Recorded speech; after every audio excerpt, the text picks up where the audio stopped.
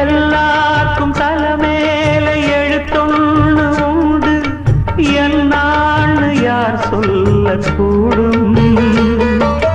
கண்ணீர குடம் கொண்டு வடிச்சாலும் கூட என்னாலும் அழியாமல் வாழும்.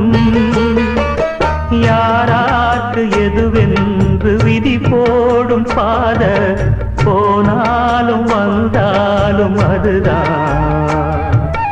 ஏழைய மகனுக்கு வந்தது பூங்குருவி, கோழை என்று இருந்தே போனது கை நழுவி. இதை யாரோடு சொல்ல?